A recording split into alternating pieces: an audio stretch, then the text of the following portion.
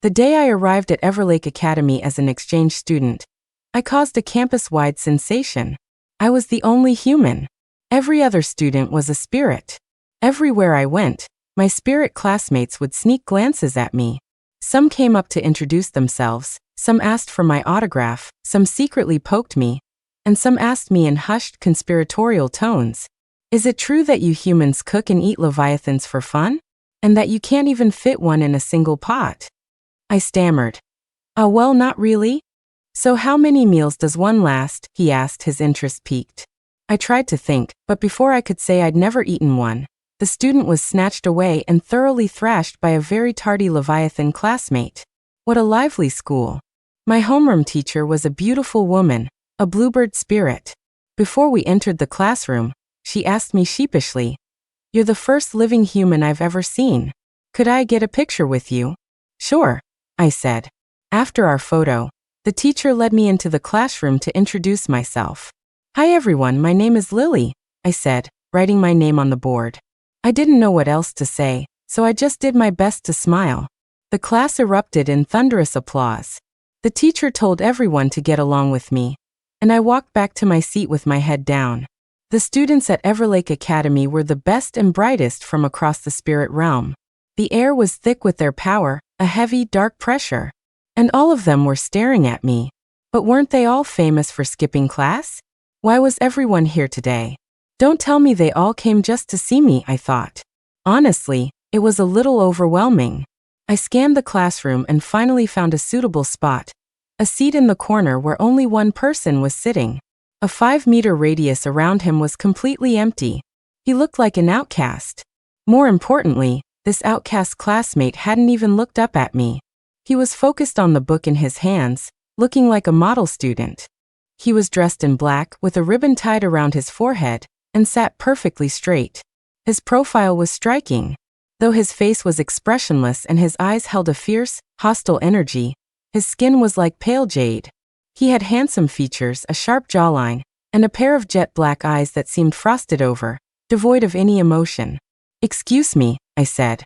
"Can I sit here?" He finally glanced up, a flicker of confusion in his cold eyes. Then he answered succinctly, "Suit yourself." His voice was remarkably clear and pleasant to the ear. Ignoring the looks of sheer terror on the other students' faces and the teacher's hesitant expression, I smiled at him and happily sat down. Everywhere I went, I was met with stares like I was some rare zoo animal. It was a relief to finally find a classmate who didn't react at all. My family has a motto: never judge a book by its cover. He might look cold, but he was probably a good spirit. I came to Everlake Academy with a mission. I just didn't know if my new deskmate would fit the bill. The spirit realm and the human world had been separated for so long. Now, with both worlds in a period of rapid development, the need for communication was urgent. Everlake Academy had gone to great lengths to secure one exchange student spot from the human side. I was carrying the full hopes of the Human Spirit Friendship Association. I had to sign contracts with as many reliable spirit graduates as possible. Before I left, my family gave me a long list of instructions. For example, there were faction disputes in the academy. Herbivore spirits were naturally gentle, so I should try to win them over. Auspicious spirits were incredibly powerful, so it would be best to find one and sign a life bond. Also, rumor had it that some of the avian spirits were eager to debut as idols in the human world, so I should keep an eye out for peacocks, parrots, and the like. And then there were the big names at Everlake, the ones with fearsome reputations. The others were one thing, but there was one spirit I was absolutely, under no circumstances, supposed to provoke. His name was Cole, a born feral beast, cold, ruthless, and bloodthirsty. He slaughtered spirits like it was nothing. No one at Everlake could control him. He was a demonic presence who had once eaten 3 entire classes of students. Wherever he appeared, rivers of blood would flow. In short, I could interact with any other student, but as for this Cole, I was forbidden from even getting to know him. To keep me away from him, my mom had even spoken to the headmaster of Everlake and had me placed in the class farthest from his. I'd listened to their warnings, but the descriptions felt a little exaggerated. I mean, eating 3 whole classes of students? That sounded completely ridiculous. My mind wandered, but I was still curious. I decided I'd ask my new deskmate after class if he knew a spirit named Cole. Miss Finch taught interrealm languages. Her handwriting was beautiful, but I was a little nearsighted, and sitting in the back, I couldn't see the board clearly. I leaned over and whispered to my new deskmate, "Are you taking notes?" He didn't say anything. "Can I see?" I whispered even more quietly. "I can't read the board." My deskmate, who looked ferocious enough to devour someone at any second, hesitated for a moment before pushing his book a little closer to me. "Thanks," I said. I happily finished copying his notes just as the bell rang for the end of class. I was about to ask for his name when Miss Finch walked over from the front of the room, a hesitant look on her face. Her pretty cheeks were pale, and she looked like she was about to cry but was forcing herself not to. Cole, I finished grading the homework you gave me last time." My deskmate said nothing. You've made a lot of progress," Miss Finch said, her hand trembling as much as her voice. "Will you be giving me more to look at next time?" My deskmate lowered his eyes. "No need." Miss Finch let out a sigh of relief. "Oh, okay." After that, she kept trying to give me meaningful looks, but I had no idea what she was trying to say. I could only stare back at her with a questioning gaze. Was she telling me to get to know my new deskmate? I guessed, feeling bewildered. And why did the teacher seem so scared?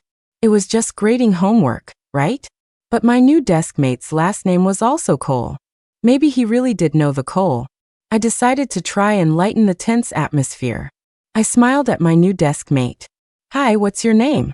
Can we be deskmates from now on?" He looked at me calmly. "Cole Blackwood." The air seemed to freeze for a few seconds. Question mark, I said. I was confused. Do we have another student with the same name at this school? Miss Finch was now trembling uncontrollably, her voice like a bird's tragic cry.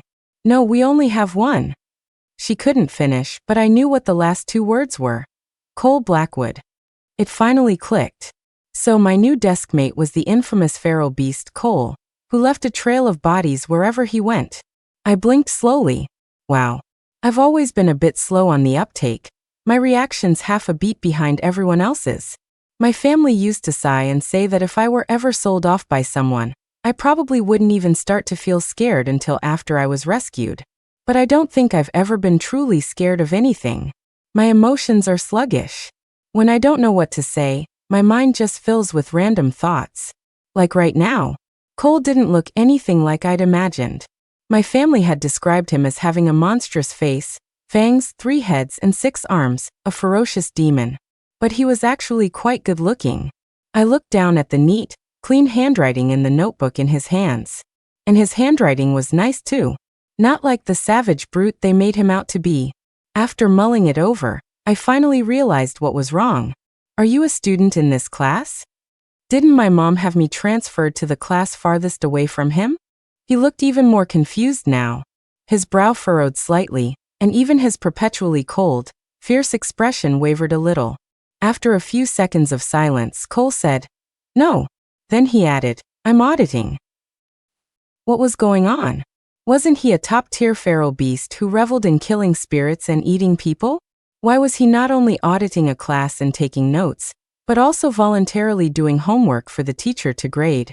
I'd heard the spirit realm had adopted the human world's education system. Had the grind culture gotten so intense that even feral beasts had to compete for positions? While I was lost in my wild thoughts, Cole stood up and turned to leave without a word. Miss Finch, her face still pale, looked as if she'd been granted a royal pardon. She nearly collapsed, slumping against my side and gasping for air. I quickly helped her up. "Teacher, are you okay?" I'm fine, Miss Finch said, shaking her head. "He's gone now, so I'm fine." I was still confused. Was that really Cole Blackwood? 100%. Miss Finch confirmed. Remembering the look she'd given me, I was even more baffled. "What were you trying to tell me earlier? Was it something you couldn't say in front of him?" "Lily, I was about to ask you the same thing," Miss Finch said, her emotions running high and her words tumbling out. "How did you end up picking that seat? I nearly had a heart attack when I saw you." I was about to answer when she sighed again. "Never mind. He won't be back for the next class anyway." Why was he auditing the class? I asked. That's because, Miss Finch paused, not finishing her sentence. She just looked at me. Lily, before you came here, your family must have told you about Cole, right? I nodded and answered honestly. They did. They said he's the most terrifying beast in the entire academy. Exactly, Miss Finch said, instantly finding common ground. So we don't need to question what a feral beast does. We just need to know not to provoke him. I got the message. Miss Finch didn't know why Cole was auditing the class either. I blinked. Does he lose his temper often? Not really. Miss Finch paused, stumped. But his aura is just too terrifying. None of the teachers or students at the academy ever dare to cross him. Aura? I wanted to ask more, but the other students, who had been sitting quietly in their seats, suddenly crowded around us. Cole's aura is so scary. It's only just faded. Yeah, I was too scared to even move just now. Speaking of which, the new student is human, right? I heard humans even eat leviathans, so of course she wouldn't be afraid of Cole. Whoa. Really? But a leviathan isn't as scary as Cole. After some debate, a student full of curiosity asked me, Lily, do you get an appetite when you see Cole? Humans don't eat everything. A slender girl with black hair and a streak of red dye slapped her chest. I was just about to see where the new student was going to sit. And then I turned around and saw Cole was there too. I almost choked. Huh.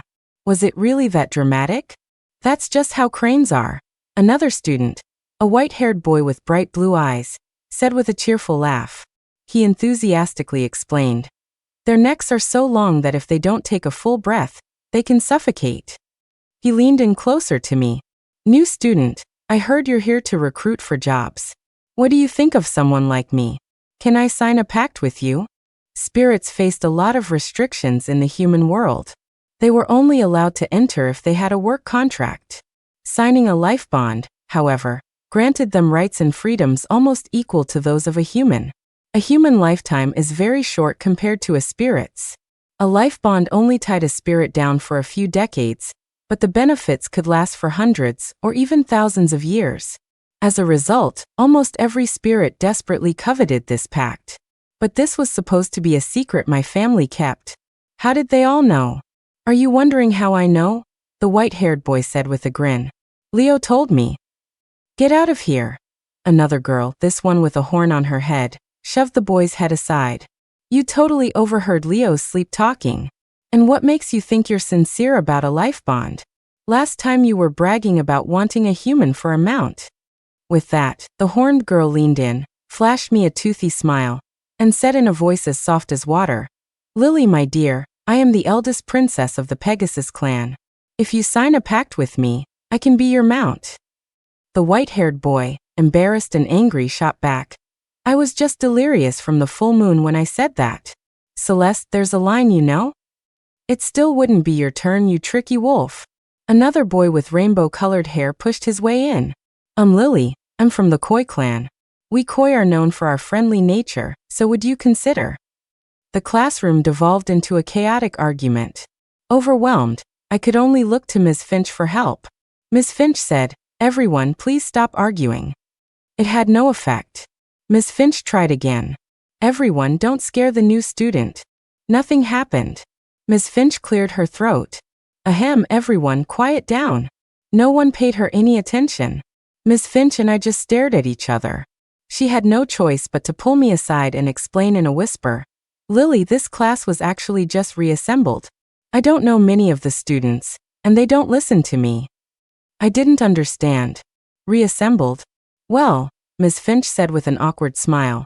The news that you were coming to the academy to sign pacts was accidentally leaked by Leo in his sleep. Everyone wanted a shot at the opportunity, so the spots in this transfer class, they were all fought over. I felt a surge of anxiety. Fought over? As in, they physically fought for them. No, Ms. Finch stammered for a moment. They were auctioned off by the major families. You see, we're a public school, and the funding from the spirit realm is notoriously slow, often delayed by decades. So we sometimes need to generate some income. Ms. Finch met my gaze, flinched, and then quickly started making promises. But don't you worry. Even though the spots were auctioned, the students were all personally vetted by the headmaster. There are absolutely no difficult students here, and all the feral beasts were disqualified from the auction. Actually, Lily.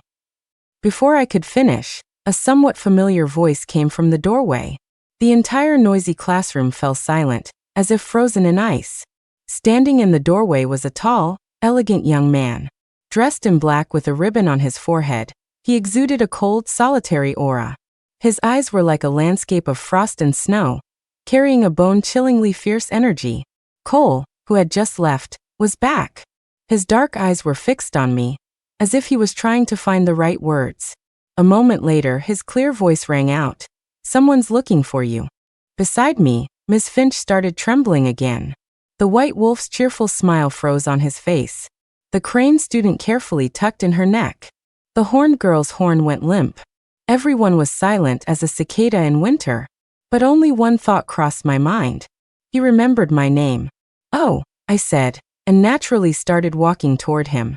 I had barely taken a step when the terrified Miss Finch grabbed my shoulder. Her voice was faint, and she looked like she was about to burst into tears. "Lily, don't be scared. There are protective wards in the academy and on you.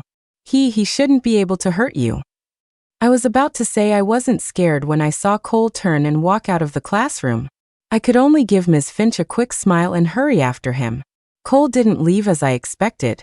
He was waiting for me outside the classroom, his eyes downcast, standing perfectly straight. When he saw me, he paused for a second, then started walking again, glancing back to say, "Follow me."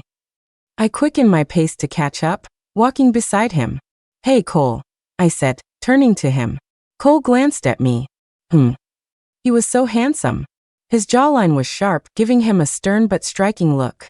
I faltered for a second before I remembered. "Who's looking for me?" Cole turned his eyes forward again. "The headmaster." Everlake Academy was huge. After all, different spirits preferred different habitats. Besides the main building, which was modeled after human architecture but several times larger, there were mountains, lakes, grasslands, deserts, and even a small patch of ocean borrowed through magic. I didn't know what the headmaster's true form was, so I asked, "Where is the headmaster?" "Everlake." "Everlake?" The name left me a little lost. I was about to ask again when Cole pointed into the distance at a mountain shrouded in mist, so tall I could barely see its summit. There. It looked like it would take at least a day and a night to walk there, let alone climb it. Was I going to experience climbing Mount Everest on my first day of school? Cole must have thought of this too, because he stopped and turned to look at me.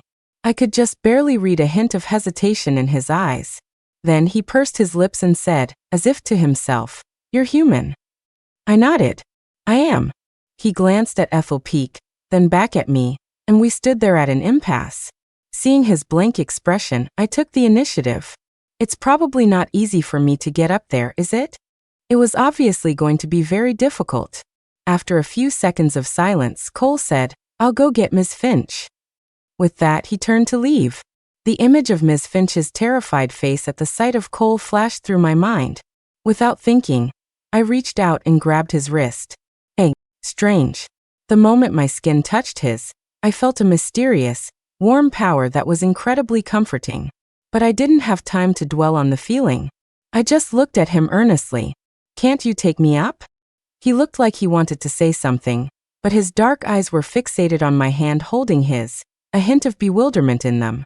"Please take me," I said, feeling a little embarrassed. I let go of his hand and changed the subject. "Can you fly? I've never flown before." He gave a stiff nod. My curiosity was piqued. "Do you ride on clouds? Or do you have wings? Or do you just use magic?" Like them, this was my first time seeing spirits up close. I didn't know much about their lives. Cole hesitated again, his voice still cool. "All of the above." My eyes widened in genuine admiration. "All of them? You're amazing." He looked away, his expression not changing much, but I noticed the tips of his ears, hidden beneath his dark hair, were turning a faint red. His voice became muffled. "No, I'm not." I thought I might have seen it wrong and wanted to get a closer look, but Cole seemed to have had enough of my questions. He took my hand and flew straight toward Ethel Peak. He didn't sprout wings, but he did summon a cloud for me. I bent down and touched the pure white cloud. It was cool and soft. My eyes lit up, and I couldn't help but hold up a small piece of the cotton candy-like cloud for him to see. I've never touched a cloud before. Thank you, Cole. Cole looked down at me, that familiar look of confusion returning to his eyes. But in the end, he didn't ask a thing. Feral beasts were just built different. We flew at incredible speed and soon reached Ethel Peak, a valley nestled between two summits. The altitude was extremely high, but thanks to magic, the temperature was pleasant, warm, and humid. The valley was filled with all sorts of flowers and grasses. In the center was a hot spring steaming in the cool air, and next to it stood a small cottage. It looked like a little piece of paradise. You've arrived. I heard a clear, gentle voice behind me, as soft and pleasant as a mountain spring. I turned to see a young man with refined, handsome features. He wore a long snow-white robe. His features were picturesque, his smile gentle, and his raven black hair cascaded over his shoulders, giving him an otherworldly, ethereal air. Cole bowed. Headmaster. This was the headmaster? Surprised, I clumsily mimicked Cole's bow. Hello, headmaster. The headmaster spoke in a warm voice. You're here a little faster than I expected. He glanced at Cole. I thought you would have another student bring her up. Worried the headmaster might scold Cole, I quickly explained. I asked him if he could bring me. Cole paused and looked at me again. The headmaster was taken aback for a moment, then smiled. It seems you two are getting along well. His reaction was unexpected and surprised me. The headmaster didn't seem like the other teachers and students. He didn't shy away from Cole. In fact, there was a subtle hint of affection in his tone. I called you here to discuss what your family asked of me, nothing more, the headmaster said, pondering for a moment. Lily. Ring, ring, ring. A sharp sound cut the headmaster off. I looked at him, confused, only to see him look enlightened. He calmly turned off an alarm clock behind him, and then pulled out a thermos. He opened it, revealing a brew of goji berries, red dates, and ginseng slices. ? It's noon. Time for my wellness routine. One moment, the headmaster said with a gentle smile. When you get older, you tend to forget things. This helps me remember. As the headmaster unhurriedly began his routine, I took a couple of steps back, tugged on Cole's sleeve, and whispered, What's the headmaster's true form?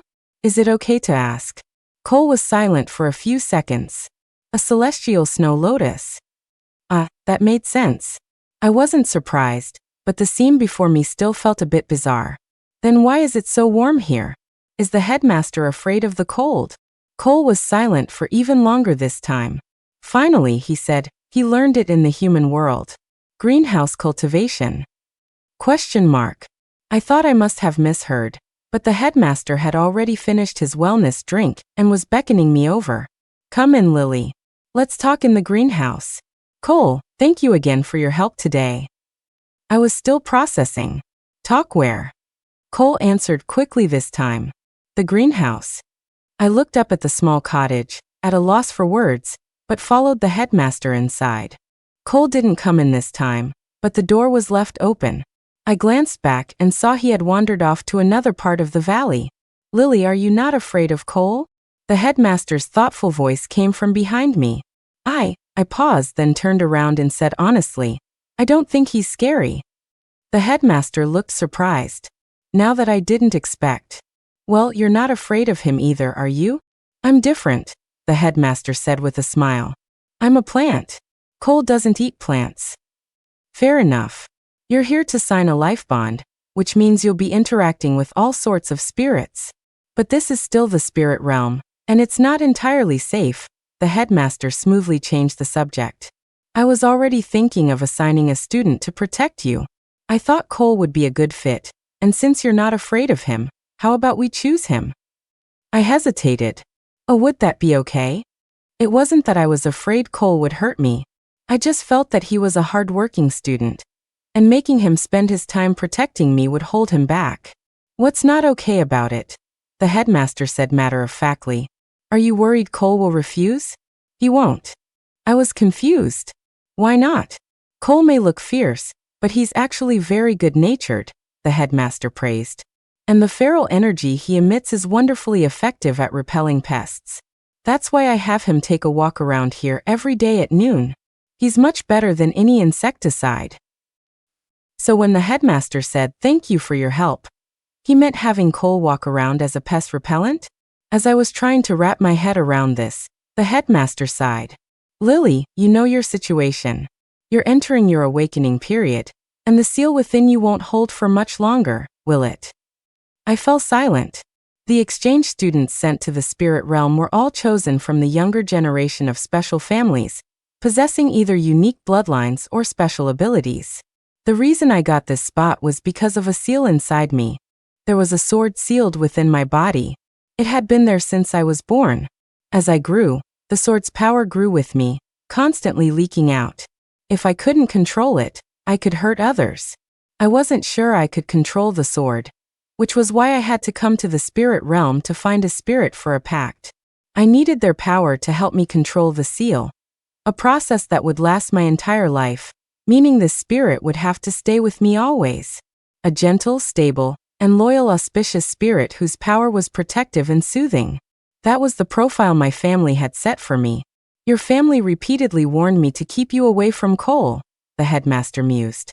But I don't think it's that serious. Cole's bloodline is uniquely effective at suppressing your power, and you're not afraid of him. He's truly the perfect choice. My eyes widened. Suppressing? I'd never heard of a bloodline that could suppress the sword within me, but the headmaster wouldn't lie about something like this. So what was Cole's true form, really? As for that, the headmaster smiled again. Why don't you ask him yourself? With that, he called out the door, "Cole." A gentle breeze swept past me. I turned my head to see the young man suddenly appear before me. He stood tall like a bamboo stalk, his features sharp and cold, exuding an indescribable feral energy. But his eyes were as clean as frost and snow, the blacks and whites starkly defined. "Cole," the headmaster said, clapping him on the shoulder. "You can probably feel the energy leaking from her. How about you protect Lily while she's at the academy?" Cole froze. I froze too. Wait a minute. He looked at me, a stunned expression on his face. Seeing my own uncomprehending look, Cole's expression hardened again, and he looked down. Now, son," the headmaster said kindly, as if he knew what Cole was about to say. "Lily herself is willing." I wanted to say that we hadn't actually discussed it yet, but looking at Cole's face and remembering how everyone else avoided him, I couldn't bring myself to speak. It wasn't exactly my choice, but I certainly wasn't unwilling. No matter what I said, it would be wrong. So I decided to be direct. "Are you willing? Would it take up too much of your time?" He looked down at me, and I looked up at him, my hands behind my back, smiling politely like a child trying to be good in front of an elder, doing my best to show I was friendly. Unfortunately, he took one look and quickly averted his gaze, his voice muffled. "It's no trouble." And just like that, the matter was settled. The headmaster gave me a few more instructions. "The news about you signing a life bond has spread, but don't worry. I've already had the dean of students inform all the auspicious and eligible spirits in the academy. They will meet with you one by one at the matchmaking pavilion. You just need to check in there every day at noon." With that, the headmaster handed me a few snow lotuses. If you're satisfied with someone, give them a petal. Think of it like keeping their nameplate in those historical dramas you humans watch. The headmaster watches historical dramas? We have a New Year's gala every year at the end of the term. This year we've added a trial by combat to win a bride. The headmaster paused. No, a trial by combat for a spirit. The petals will serve as their entry ticket. Sounds like he watches fantasy martial arts shows too. After leaving the headmaster's greenhouse, Cole summoned another cloud for me and took me back to the main building. The journey back was silent. I stole glances at him, wondering how to start a conversation. The academy was actually very safe. The spirit realm had passed a code of laws, and randomly hurting someone would get you thrown in jail to do hard labor. I knew the headmaster was worried about my power going out of control, but having a spirit like Cole protect me 24/7 seemed like a huge waste of his talents. I mulled it over for a long time before finally asking the most common question in the human world. Cole, have you eaten? I immediately realized what a stupid question that was. I mean, when I went into the greenhouse, did you eat anything outside? No. I immediately remembered. Oh right. You were repelling pests. Maybe I'm just not good at talking. But unexpectedly, after a moment of silence, Cole said, I don't eat bugs. Right, well, I wasn't implying you were snacking while on pest control duty. I rallied my courage. Are you hungry then? Cole shook his head. Another awkward silence. I racked my brain. What do you usually eat? Cole glanced at me. I don't eat people. He paused, then added hesitantly, don't be afraid. That's not what I meant. I'm not afraid, I quickly explained. I know you don't eat people. After all, spirits who ate people were sentenced to prison these days. As far as I knew, spirits with a criminal record couldn't attend Everlake Academy. I might believe the rumors about him eating other spirits, but eating people, no way. Hearing me say that, Cole just said, oh, for some reason, and looked a bit lost. Right. The legendary feral beast was so different from what I'd imagined. I hesitated for a long time before deciding to be honest and tell him about my situation. Actually, there's something sealed inside my body. I'm a descendant of an ancient bloodline family. I know, Cole said. It's a sword. It is, I said, a little curious now. Can you feel it? Yes. That wasn't surprising. The spirits at Everlake probably all knew I came from a special family and could sense the seal within me. They just couldn't pinpoint exactly what was sealed, like Cole could. I continued. And my real name isn't Lily. That's an alias. My birth name is Lily Winchester. Cole froze, then seemed to connect the dots. Winchester. Yeah, I nodded, not noticing his strange reaction. Do you know that old poem from the human world? Once there was a fair lady of the Winchester clan, whose single sword dance captivated all the lands. Cole finished the line in his clear voice, looking at me quietly. Is that the one? A shiver ran down my spine. I stared at him, dumbfounded. You know how to recite that? Yes. I'm studying the human language, Cole said, becoming a little more talkative on this subject. I've also read some ancient poetry. So that's why he was auditing Miss Finch's class. It all made sense now. A wave of happiness washed over me. I can teach you then.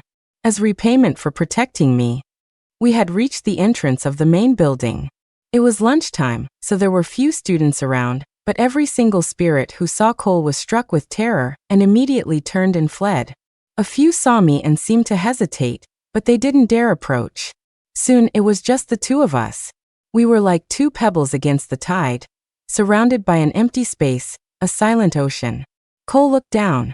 You're not afraid of me. I blinked. Why should I be?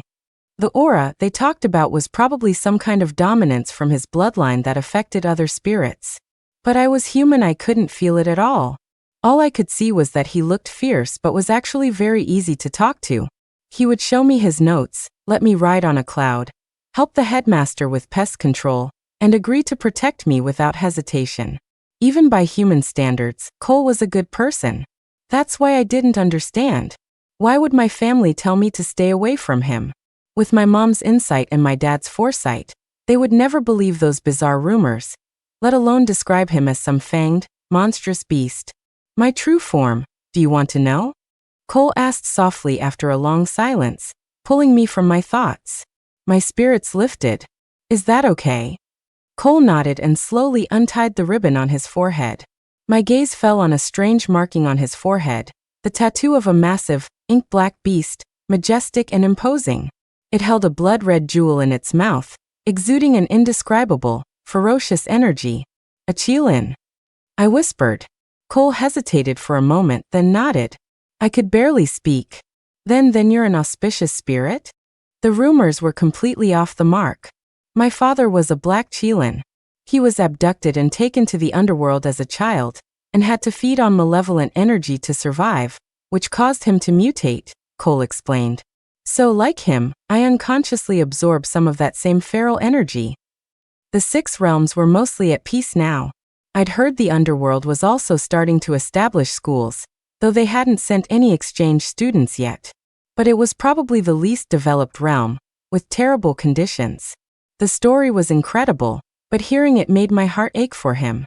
You and your dad have had it so rough, not even having proper food to eat. Cole continued. He ate all of that stuff in the underworld and purified the realm. The demons were so happy they elected him as their new lord. Never mind. He wasn't a poor, pitiful thing, he was the protagonist of a power-leveling fantasy novel. I can't digest that much, so the energy condensed into this pearl, Cole said, pointing to the crimson jewel in the Cheelan's mouth on his forehead. Even with the ribbon, my aura still leaks out, and they get scared. It was like standing in a pitch-black room. Even if there was nothing there, facing the darkness itself was a form of fear. I guess the reason I was immune to this aura was because of the sword inside me. Hearing this, my heart ached for him again. It must be awful to eat that stuff, right? I suddenly recalled the warmth I felt when I had grabbed his hand earlier. And it all clicked. The headmaster said his bloodline was effective at suppressing my seal. This wasn't suppression, he was absorbing the chaotic energy leaking from me. A wave of guilt washed over me. I was about to apologize when Cole shook his head. Even though I haven't finished digesting it, it's delicious. He even tried to describe it. Some of it tastes like the cafeteria's braised pork, some like blanched. And the energy from you. Sorry, that was too fragrant. I couldn't help but digest it first, Cole said, looking a little flustered, but he quickly calmed down. Do you need me to give it back? My eyes widened, and I waved my hands frantically. No, but I was still curious. I looked at him and asked in a small voice, what does that energy taste like? Vanilla ice cream, Cole said without hesitation. My mother brought me some once. Vanilla ice cream? That was a human food. The 6 realms had only recently opened up to each other. The underworld and the spirit realm had contact before, but the human world had always been closed off. How could Cole's mother have brought him human food?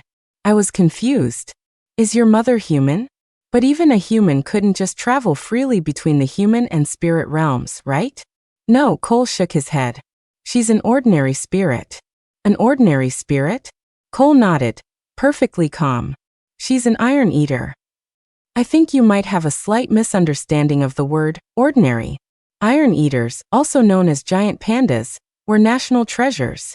Once they cultivated their powers and became spirits, they were treasure-class spirits. A spirit like that, who liked to eat metal and had such a prestigious status, no wonder she could travel between the human and spirit realms. She probably had her own VIP pass. It suddenly occurred to me that the sword inside me had long since fused with my body. On another level, that made me a very delicious, vanilla ice cream flavored piece of iron. If Cole were to swallow me whole, the human world probably wouldn't even hold him accountable. So that must be why my parents were so adamant about me staying away from Cole. After Cole and I were honest with each other, I thought about it and decided to ignore my parents' warnings. I'd always been a well-behaved kid, but I was an adult now, and I had the right to make my own decisions. Cole said he didn't eat people, so I would believe him. He wouldn't really eat me like a scoop of vanilla ice cream. Besides, he was already having trouble digesting the ambient energy he'd absorbed. He certainly wouldn't go out of his way to take in more. It was like a giant tub of vanilla ice cream. If he ate it all in one go, he'd probably get a stomachache, right? So, with that strange bit of confidence and with Cole's protection, I continued my studies at Everlake Academy in peace. Most of the time he would stay hidden and not appear before me. But we had an agreement. Whenever I was surrounded by my spirit classmates and didn't know how to handle their enthusiasm, I would secretly make a hand signal behind my back, and Cole would appear at just the right moment to scare them off. The trick worked every time and saved me a lot of trouble. Meanwhile, Miss Finch told me that the matchmaking pavilion was closed for a week for renovations. Although the name Matchmaking Pavilion was a little hard to ignore, my attention was caught by something else, the polite but awkward smile on Miss Finch's face. The expression was familiar. A thought struck me, and I couldn't help but guess. It's because they're auctioning off the spots for the pavilion during this time, isn't it? We stared at each other for a moment before Ms. Finch launched into another round of reassurances. Don't you worry. Even though they're auctioned, the spots this time are the best of the best, all personally vetted by the headmaster and the dean. There are absolutely no difficult students. The familiar speech made me nod in vague understanding. For some reason, I found myself asking, "So, is Cole considered difficult?" The moment I said it, the expression on Miss Finch's face froze. And from the tree behind me, there was a sudden rustling sound. Branches and leaves rained down, as if a spirit standing in the tree had slipped and nearly fallen out. Miss Finch seemed unsure of what I meant. She stammered, "Well, Cole is a feral beast after all." "But he's an auspicious spirit," I said, confused. "Miss Finch, how do you all tell the difference between auspicious and feral beasts?" "Well," Miss Finch said in a low voice, "technically we don't have any strictly defined feral beasts at the academy. Everyone's true form is on their student record, so a truly vicious beast couldn't get in, so feral usually just refers to their temperament." "But his temperament isn't fierce at all," I said earnestly, without a second thought. "He audits classes, sits in the back so he doesn't disturb anyone, and even turns in homework. He knows the other students are afraid of him, so he mostly stays out of sight. And he's helpful, he helps me out all the time." The rustling in the tree suddenly stopped. Miss Finch stared at me, then gave me a look that was hard to describe. "Lily, you don't mean..." I realized Cole was standing in the tree behind me, listening. Hearing Miss Finch's words, my heart skipped a beat, and I suddenly felt nervous for some reason. "You don't want to sign a life bond with Cole, do you?" Miss Finch asked, her face full of concern. "But your family would never agree. And besides, Cole is a loner. He didn't even participate in the auction for the matchmaking pavilion.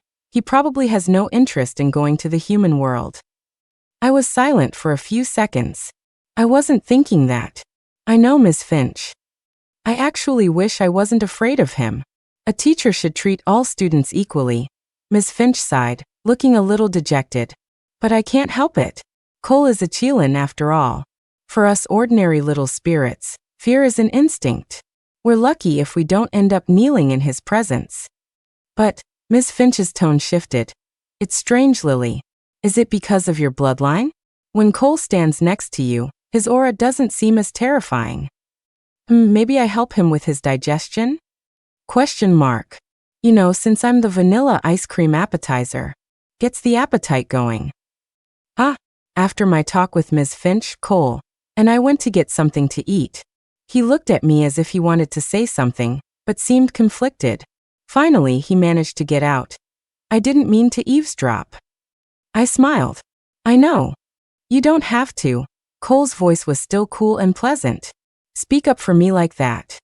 "I wasn't speaking up for you," I corrected him. "I was just saying what I really think. In my eyes, you're a good person. You're not fierce at all." Cole froze.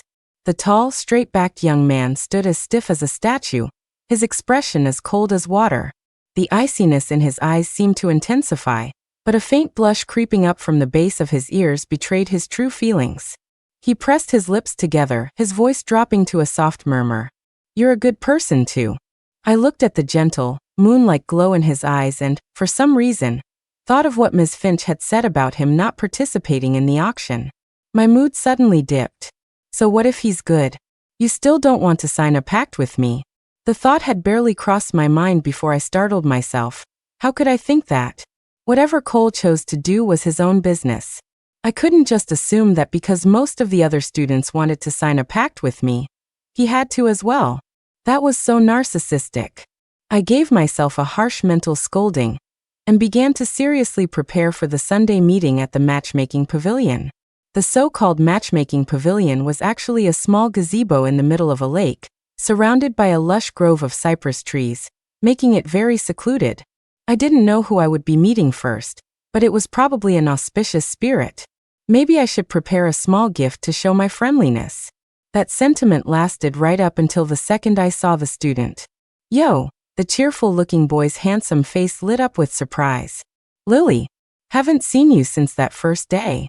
Yes, it was him, the student who had asked me how many meals a Leviathan could provide on my very first day. All I could do was greet him back. "Long time no see." I offered him some dinosaur-shaped cookies I'd brought from the human world.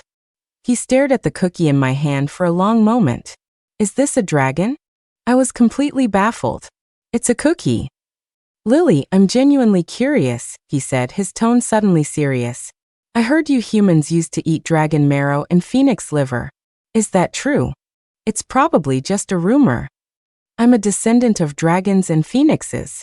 My name is Drake, he said, his expression tragic, as if he was prepared to die.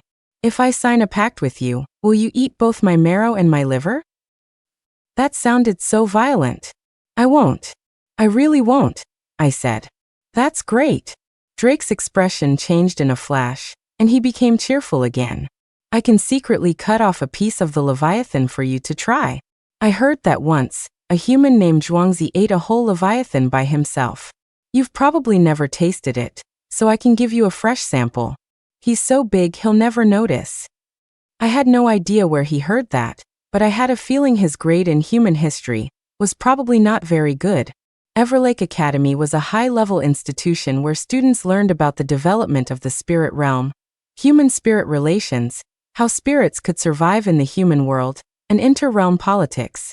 It was basically the equivalent of a human university, just with a lot of strange social classes. Spirits thought differently from humans. I'd come to understand that deeply over the past few days. Drake was a bit eccentric, but he had a warm personality. After chatting with him for a bit, I couldn't help but ask, "You're the son of a dragon and a phoenix. Shouldn't you be in the celestial realm?" Beings like dragons and phoenixes had mostly transcended the category of spirits and achieved their own divinity. Well, Drake looked up at the sky, a guilty expression on his face. The celestial realm is too boring, so I came to the spirit realm. Oh, and it's not just me. You know the vermilion bird who transferred to your human world? He was born a divine ruler, but he still came down from the divine realm. And Leo, he's a divine beast from the underworld, but he came to Everlake too, Drake said, suddenly sounding righteous again. Okay, fine, I'll be honest. The education in the spirit realm is the best right now. The gods in the celestial and divine realms are too busy with their 996 work schedules, and the underworld is just starting out, so everyone just sends their kids to the spirit realm for boarding school. I knew a little about the politics of the six realms, but I was shocked to learn that Everlake Academy was basically a daycare center. So was Cole sent here for daycare too? But there's another reason, Drake said, looking embarrassed. He coughed a couple of times. The current White Dragon King in the Celestial Realm is my distant cousin. She has a hearty appetite. After she married the Star Lord, she nearly ate the entire temple of the matchmaker god. Of course, that's not the point. I'm just giving an example. Anyway, starting from her generation, the appetite of our White Dragon clan has been growing. The Dragon King's palace couldn't support us anymore, so the old king kicked all of us freeloading juniors out to fend for ourselves. So they just couldn't afford to feed them anymore. In any case, Drake's story gave me a new perspective. If I really did sign a life bond with him, could I afford to feed him? Would he eat my family out of house and home? I asked cautiously. If you go to the human world, will you be able to support yourself? Drake answered as if it was the most obvious thing in the world. Of course. You might not be able to tell by looking at me, but I'm the hardest working dragon in the entire White Dragon clan. Okay.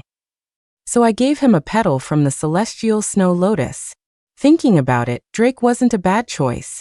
His bloodline was noble enough to suppress the seal within me. But when I returned to my dorm after class that afternoon, I noticed that Cole, who usually came down to say a few words to me, was nowhere to be seen.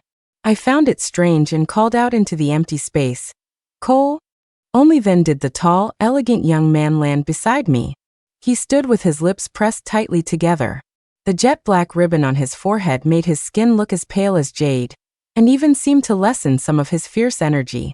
I didn't notice anything wrong. Are we studying human characters today? I had figured out that Cole stopped auditing the class because Ms. Finch was too scared of him, but he still wanted to learn the language. I wasn't sure why, but maybe it was to write letters to his mother in the human world? He didn't speak. After a long pause, he finally opened his mouth, but didn't answer my question. Are you going to choose Drake? I was taken aback for a moment, then answered honestly, maybe. Cole looked like he wanted to say something, but in the end, he said nothing and just lowered his head. I had a strange feeling that he was in a bad mood, but when I looked closer, his eyes were as frosty as ever, his expression cold and unchanging. My dorm room had special wards, so there wasn't a single spirit around. The sun was setting, painting the sky in blood-red hues and tinging the thin clouds with a pale, golden-red light. It was a breathtakingly beautiful sight. I was silent for a few seconds. "Do you want to see my sword?" He finally looked up, a confused expression on his face. I said seriously, "The sword has become one with me. I used to practice with it every day. It's very close to me. I can show you." I didn't know why Cole was in a bad mood, or if he was even in a bad mood at all, but I felt that when you're feeling down, you should have some vanilla ice cream. If one scoop isn't enough, then have a whole pint.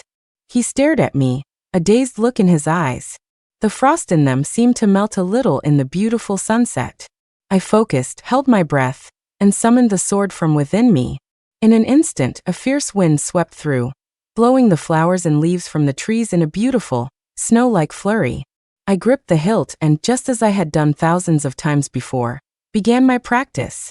I didn't know what I looked like right now, but an elder once praised me, saying I moved like a soaring dragon, as graceful as a startled swan.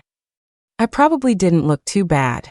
When I finished, I was a little out of breath, my breathing rapid. The energy inside me felt even more chaotic, and I was starting to feel dizzy. Just then Cole grabbed my wrist. His star-like eyes were focused on me. The frost in them seemed to have completely melted away, replaced by the clarity of a cool spring and the gentle light of the moon. His gaze was warm and clear, yet held a multitude of complex emotions hidden in the twilight. Cole looked cold and unfeeling, but his body temperature was high, and the hand holding mine was warm. His fingertips rested on my wrist bone, and a familiar, warm sensation spread through me. He hesitated for a long moment before gently pulling me closer. We were so close that if I moved even slightly, my nose would touch his chest. Cole's clean, crisp scent enveloped me. At the same time, the warm feeling spread through my entire body, as if I was soaking in a hot spring. I felt completely relaxed, almost drowsy. My body went limp, and I nearly fell.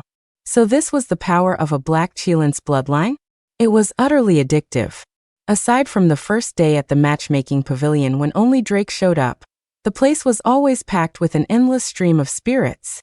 Although only students with a pass could enter the small pavilion, it was completely open, and other students would always stand outside, staring at me with fiery eyes. Occasionally, the bolder ones would start heckling, leading to a brawl. It was like my matchmaking session had suddenly turned into a reality dating show, the chaotic, battle royale version. Take the second day with the Leviathan. He performed a transform into a live fish trick for me on the spot, opening his mouth to spew out an entire ocean. Luckily, Cole reacted quickly and summoned a cloud for me. Otherwise I would have been swept away. The eager Leviathan classmate even promised me, "Hey sister, my flavor ain't much different from this seafood, you know. You don't gotta eat me. Old brother here's got all kinds of fish in his belly, guaranteed to satisfy ya." I heard that the Leviathan's human language teacher was a Siberian tiger, which explained the regional dialect. The third, fourth, and fifth days were, respectively, Grace the crane, a dendrobium orchid spirit, and Kai the koi from my class. I heard their families were all incredibly wealthy, which was probably one of the reasons I got to meet them so early. Especially Grace. Her crane family was so rare that they also had a VIP pass between the human and spirit realms. I heard they even opened an ecological conservation park in the spirit realm. Her family's patriarch was even on last year's Forbes equivalent Spirit 500 list. The rest of the spirits I met were mostly my classmates. It seemed the headmaster was right. The students in my class had all been carefully selected and met my family's criteria. Sometimes, at night when I was teaching Cole his characters, he would ask me if I had decided who to sign a pact with. I would just shake my head. "They're all really nice." And then Cole would fall silent. Ever since the matchmaking pavilion opened, Cole's moods had been unpredictable. Sometimes he was fine, other times he would be upset. I didn't know why, and since he didn't bring it up, I didn't ask. When he was in a bad mood, I would perform my sword dance for him, but the effect seemed to be wearing off. He would often just hold my hand and stare at me, lost in thought.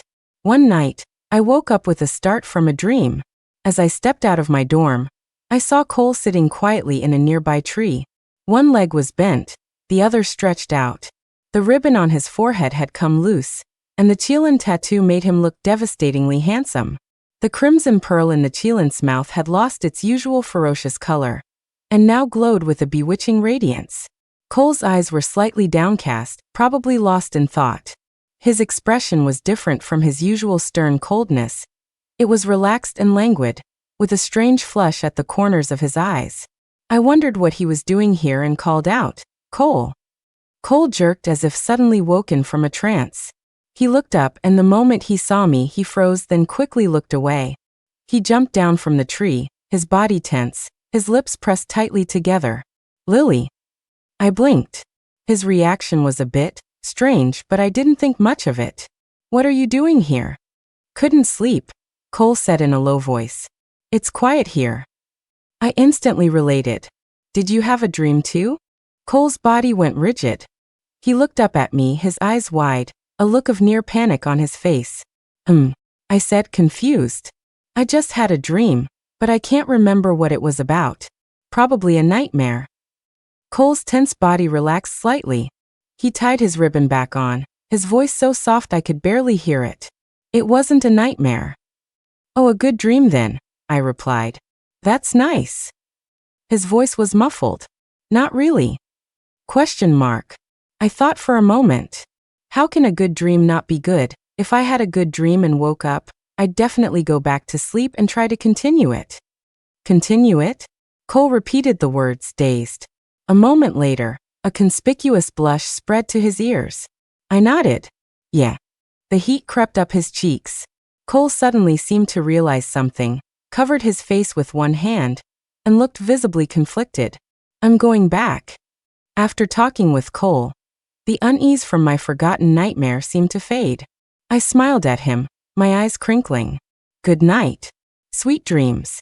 He froze, his flustered expression calming down. His clear eyes stared at me, and his voice was very soft as he said the two words gently, "Good night." I slept soundly for the rest of the night. The next day at noon, I went to the matchmaking pavilion again. This time, I was meeting the famous Leo.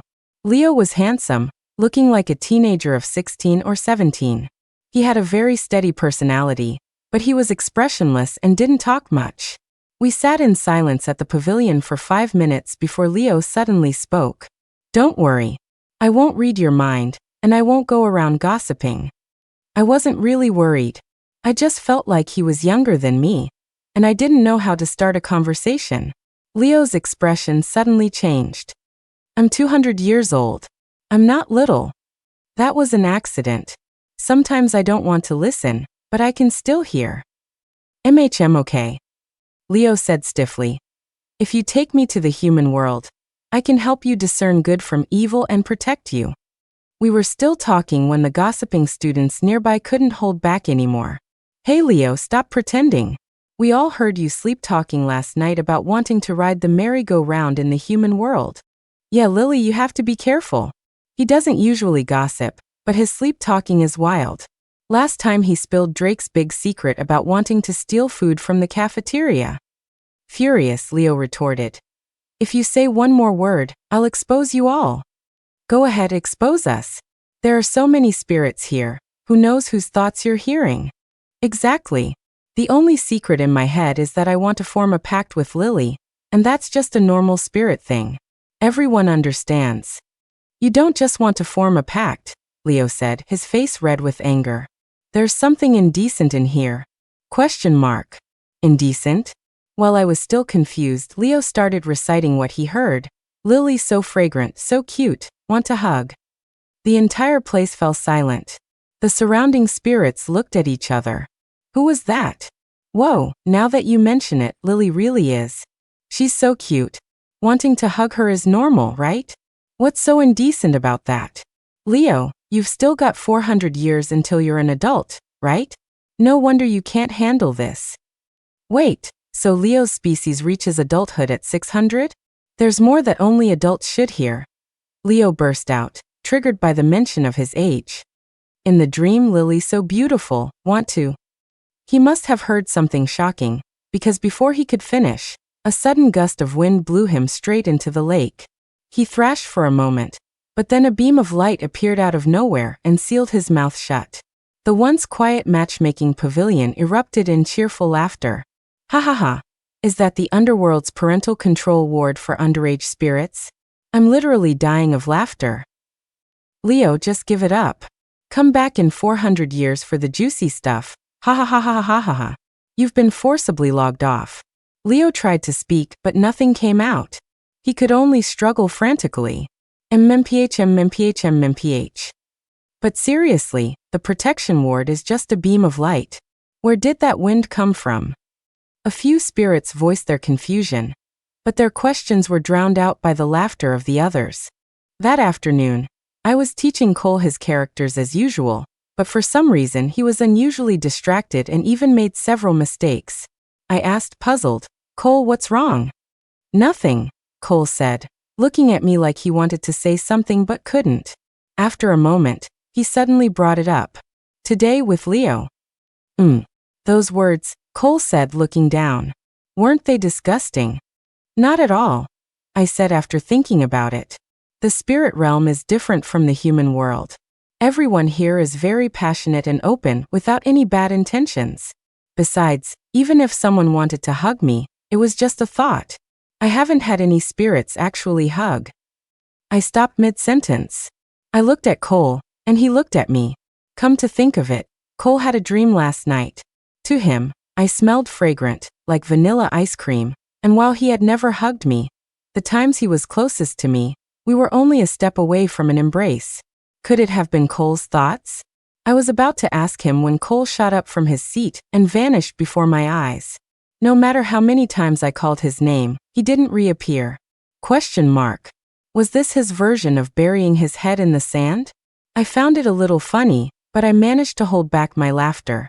Still, the corners of my lips curled up into a happy smile. Even if he wouldn't admit it, I was incredibly happy. Happy for a reason I didn't quite understand myself. The headmaster had given me a total of 30 snow lotus petals. The semester wasn't even over and I was almost out. In fact, I had given a petal to every spirit who came to the matchmaking pavilion. Firstly, because I trusted the headmaster's judgment, and secondly, because I found them all to be friendly and endearing. Even if their behavior was sometimes hard for me to understand, I could accept it. That included Leo. I initially thought he was too young to take back to the human world, but after he was silenced by that ball of light, he looked so pitiful with his teary eyes that I couldn't bear it and gave him a petal. When I was down to my last petal, the headmaster personally left his greenhouse to find me at the main building. Lily, you only have one petal left, he asked, his smile as warm and gentle as ever. I nodded. Yes. Good. Our New Year's gala is about to begin. You'll meet one last person today, and then you can officially register the participants, the headmaster sighed. I just received news from the human world. The Human Spirit Mutual Aid Association is sending people to observe your pact ceremony. Your parents will likely be coming as well. I wasn't too concerned about my parents coming. I was more confused about the timing. Isn't the New Year's gala in December? It's not even the start of winter yet. Well, some of our students hibernate, the headmaster explained warmly. So for them, the start of winter is like the new year. We hold 2 New Year's galas a year. I see. After spending so much time at Everlake Academy, I had gotten used to these strange customs. I nodded, chatted with the headmaster for a bit longer, and then headed to the matchmaking pavilion. Surprisingly, the pavilion wasn't too noisy this time. All the students were staring at the figure in the center, and no one was heckling. Everyone just looked on with expressions of admiration and acceptance. Acceptance? In all my time at Everlake, I had never seen them collectively accept anyone. I looked up and saw a slender, elegant young man standing in the pavilion. He was dressed in white, with brows like spring mountains and eyes like the bright moon. His features were exceptionally handsome, and he had a graceful, scholarly air about him. He was like a lone pine by the river, or the bright moon over a balcony, a figure of immortal grace and refined charm. As he moved, his sleeves trailed wisps of mist, and his entire being radiated a comforting, auspicious energy. I knew who he was. He was the ideal candidate my family had chosen for me, the auspicious spirit Sterling. Seeing me arrive, the bright-eyed young man gave me a gentle smile. Lily. I'm Sterling. Hello. I was away teaching in the celestial realm for a while and just got back, Sterling explained. I hope you don't mind my late appearance. How could I mind? Sterling was an auspicious spirit with deep karmic ties to my family. He possessed world-shaking power and was the perfect choice to help me nurture my own strength. If I gave him the snow lotus petal, he would undoubtedly win the New Year's gala tournament. It had to be him. I had expected this before I even came. My family had drilled it into me. I hadn't really cared who I signed the pact with, and this was supposed to be the best choice. But for some reason, or rather, not for some reason, but just as I had anticipated, I wasn't that happy. An image of a figure in black appeared in my mind. He was cold and fierce, not respected by everyone like Sterling, nor as approachable.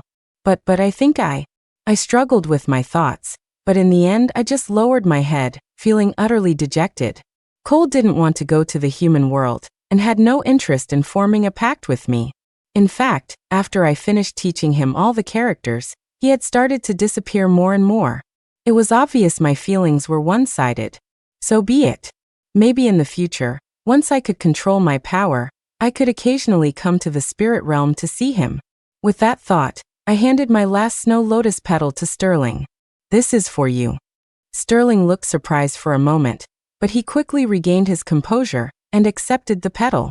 Thank you, Lily. My mind was heavy with thoughts. I just gave him a small smile and returned to my dorm. Sitting at my desk, I looked out at the bright moon and thought of the many nights and sunsets past. I would dance with my sword under the tree for Cole, and the look in his eyes would be softer than the moonlight.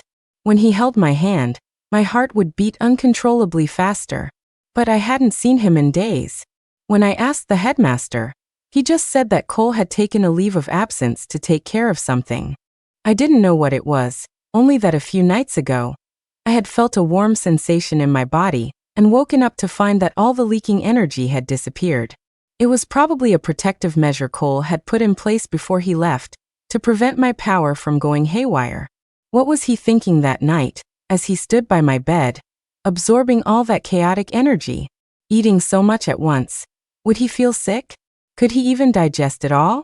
As I was lost in thought, there was a sudden tap on my window. I stood up, pleasantly surprised. It wasn't Cole. My joyful expression faded, replaced by confusion as I looked at the small bird hovering outside my window. It was a brightly colored bluebird with 3 feet, clutching a stack of letters. Its tail feathers shimmered with a pearly white light, beautiful and elegant. I opened the window and looked into the bird's dark eyes. It looked strangely familiar, and I asked tentatively, "Miss Finch?" The bird stiffened, then slowly transformed into human form in front of me. It really was Miss Finch. Miss Finch looked numb. "Lily, I'm here to deliver a letter." I was startled. "It's so late." "I didn't want to," Miss Finch said, her voice sounding like a tragic bird's cry. "I haven't done this delivery side job in years. I mean, who even writes letters anymore?" I remembered the legends about bluebirds. "You didn't want to?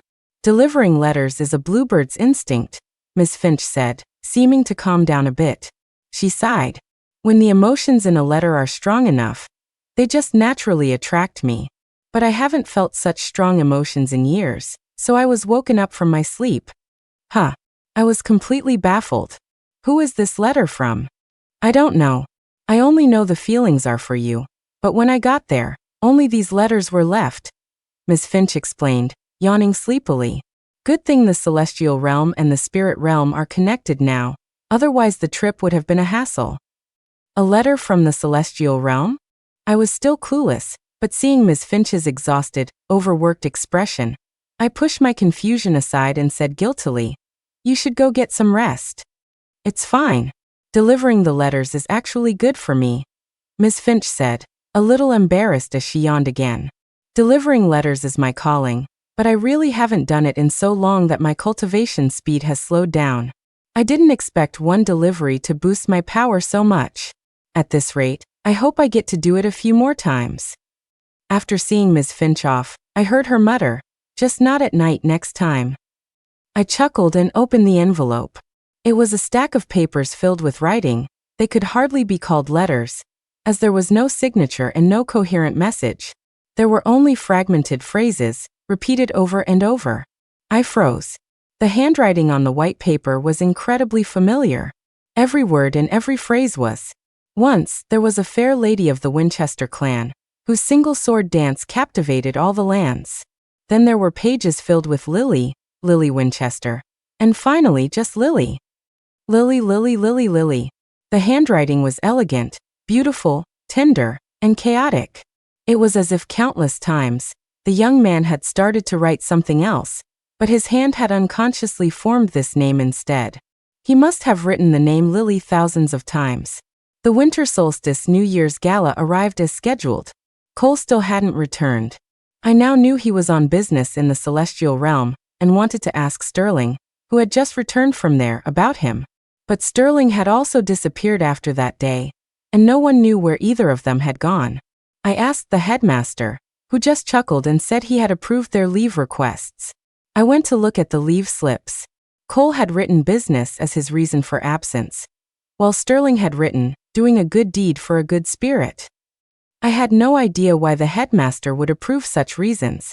In any case, by the time the first act of the gala began, Kai's leaping over the Dragon Gate performance, all the spirits who had received my flower petals were sitting together, with only Sterling's seat empty. Tonight's hosts were my homeroom teacher, Ms. Finch, and the teacher from the next class, a Siberian tiger. One spoke with a clear, announcer-like voice, while the other had a thick, folksy accent.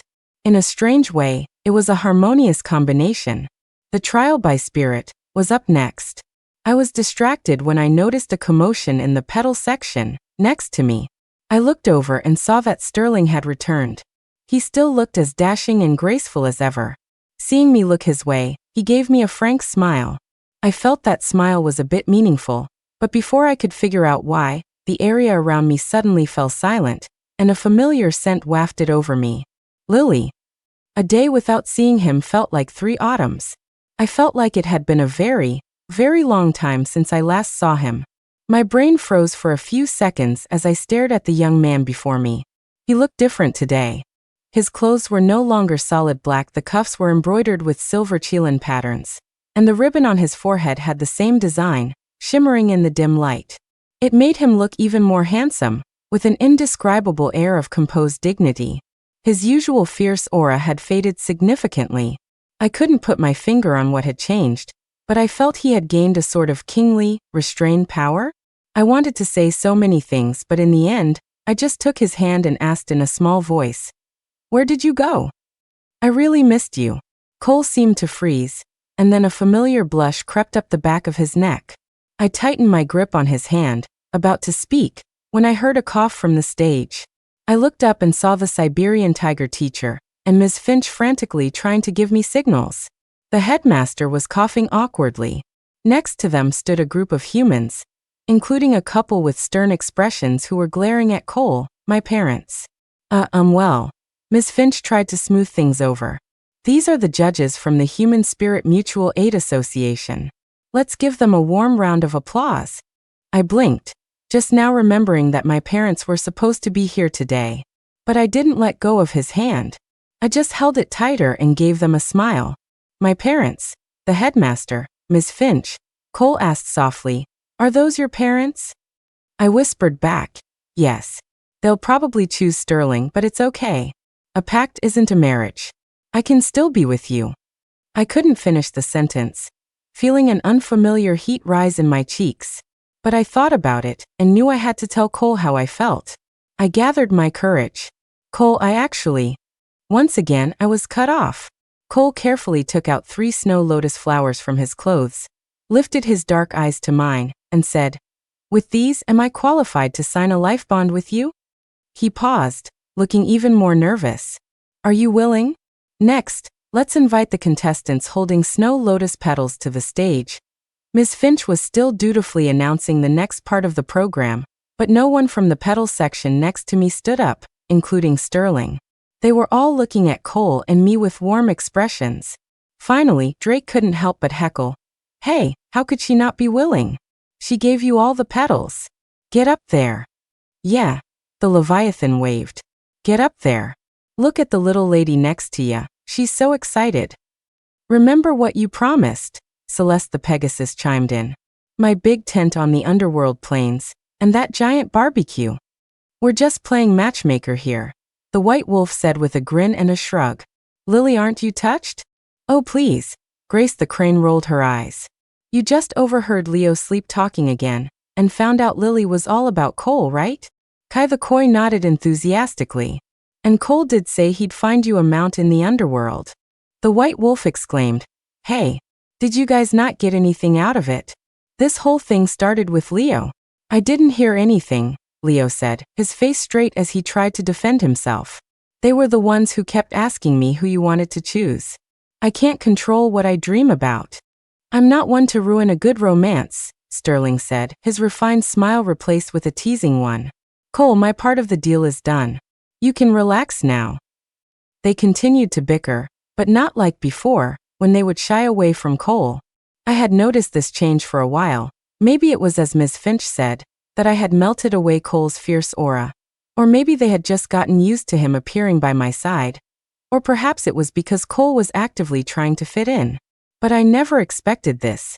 I thought he didn't want to sign a pact with me, but here he was, having gone to great lengths to collect all the snow lotus petals, nervously asking me if he was now qualified.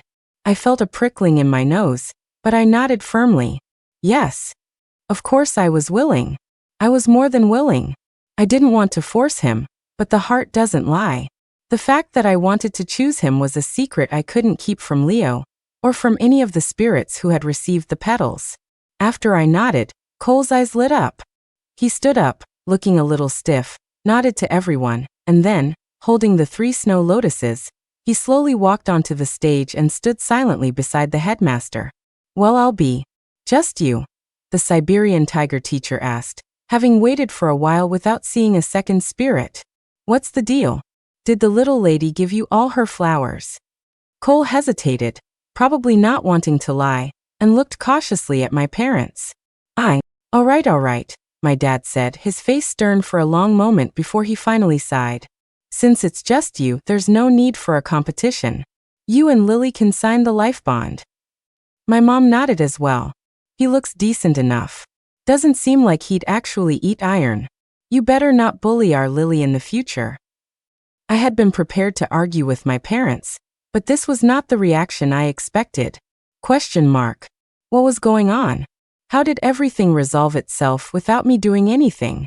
I went to the human world a while ago to visit your parents, Sterling suddenly spoke up, a lazy tone in his voice. I ran into some trouble in the celestial realm and needed Cole's help. The deal was that I would help him resolve some of his feral energy. Of course, since I was helping, I went all the way and convinced your parents. So Cole's disappearance was to help Sterling. I didn't know what to say except, from the bottom of my heart, thank you. The first time I met you, I knew you already had someone in mind, Sterling said with a light laugh. We of the Sterling clan know all things. I have unfinished business in the celestial realm, and couldn't possibly stay in the human world for decades, so I had to decline your parents' offer. I was going to apologize to you, but the moment I saw you, I knew you didn't want to choose me either. No wonder he was so surprised when I gave him the petal. I felt a little embarrassed. If Cole hadn't been willing, I probably would have listened to my family. A thought struck me, and I asked curiously, how did you resolve Cole's feral energy? He's already a good match for you. Your power is pure and helps his digestion. With you by his side, it was only a matter of time before he resolved that energy, Sterling said, his handsome brows raised. But it seems he couldn't wait that long, so I borrowed the power of time from a Baiju spirit, and moved all his undigested energy into the future. I nodded, half understanding, when I heard my name being called from the stage. Lily, come up and sign the pact. My eyes crinkled into a smile. I made a heart sign at my somewhat resigned mother, and then happily walked over to Cole's side. Before I could say a word, He gently took my hand. Ahem. We were looking at each other when my dad, on the side, coughed uncomfortably. Seeing that we had no intention of letting go, he said irritably, "Lily, you should say what I told you to say." It dawned on me. I took the microphone from Ms. Finch and announced to everyone. Actually, besides signing my life bond, I came to the spirit realm with many temporary contract slots. These temporary contracts last for 3 years, and the contractees are all from the younger generation of our Human Spirit Mutual Aid Association. After graduation, you can all come and choose a partner. If both sides are satisfied, the contract can be upgraded to a life bond in the future. The moment I said that, the audience erupted. Indeed, the headmaster added. There are 100 slots this time. Originally, there were only 50, but because of the Vermilion Bird's excellent performance in the human world, the association made an exception and doubled our quota. The Vermilion Bird? My classmates had strange expressions. He'd be doing well not to burn down a school. How could his performance be excellent? In any case, Ms. Finch added, Lily has been conducting evaluations during this time, and the 100 slots have been more or less decided. The names will be announced later. For now, let's have Lily and Cole form their life bond. The pact was a type of energy array developed by the Human Spirit Mutual Aid Association. Once signed, it bound both parties but also came with many benefits, one of which, unique to the life bond, was a telepathic connection that allowed for instant summoning. Once the pact was signed, no matter where we were, if one of us called the other, they could choose to appear by our side. This was the first time the spirits of Everlake Academy had witnessed a pact ceremony. They watched excitedly as the humans from the association began to set up the array, whispering among themselves. Speaking of which, even though I didn't get to sign a life bond with Lily, the opportunity to go to the human world is still pretty great. From now on, Cole and Lily will share their power. I wonder if Lily can handle it. Lily isn't an ordinary person either. Lily herself said she just has a sword inside her, nothing special. She's just an ordinary person. Compared to Cole, she's leagues behind. True. Lily is probably considered ordinary even among the special families. The powerful ones can fly, have magic, and some can even see the future. But while Lily might be a bit weak, she's really cute. That's true. Lily is so delicate, Grace said with some concern. I hope Cole doesn't bully her. Hearing this, Sterling couldn't help but laugh out loud. You're all overthinking it. On the stage, a brilliant light suddenly flared. The young woman in the center of the stage brought her palms together in a seal, and a sharp, snow-white sword appeared before everyone, its cold light glinting as it let out a low hum. The moment the sword appeared, an overwhelming pressure spread out, like a king descending upon his domain, silencing the spirits below. She has another name, Leo said faintly. I've heard it many times. Lily Winchester. A dead silence. A spirit spoke up weakly. I remember the first emperor's original surname was Winchester, right? The first family of the Human Spirit Mutual Aid Association, the Winchester family. Isn't the first emperor's sovereign sword kept on the Winchester family's altar? I heard a rumor in the human world that a baby was born into the Winchester family over a decade ago, and the sovereign sword, which had been dormant for 1,000 years, immediately chose her as its master. It was just sealed, sleeping inside the baby until she came of age. So, descendant of the first emperor, wielder of the sovereign sword. Finally, the twitching-mouthed spirits in the audience all shouted in unison. Does she have some kind of misunderstanding of the word ordinary? Meanwhile, bathed in the power of the sovereign sword, I didn't notice my classmates' reactions. I just looked at Cole, standing in the eye of the storm. As I had done so many times before, I took a deep breath, focused on the 3-foot blade before me, and began my sword dance. A single slash, as cold as frost. Clang. The ribbon on Cole's head fell away. The crimson pearl had faded significantly, now glowing with a translucent, brilliant gold. I knew that although the sovereign sword also possessed a powerful aura, it was the unique aura of an emperor, enough to suppress all other feral energies. His dark eyes were fixed on me as he walked toward me from the other side of the array, step by step. This time he didn't hesitate. The moment he grasped my wrist, he pulled me into a tight embrace. The wild sword energy seemed to be soothed, flowing into the Qilin tattoo on his forehead. The storm around us gradually subsided, and a warm feeling enveloped my entire body. I closed my eyes and hugged him back. Like a sword returning to its sheath, the energy subsided. The sovereign sword quieted down, hovering in front of me.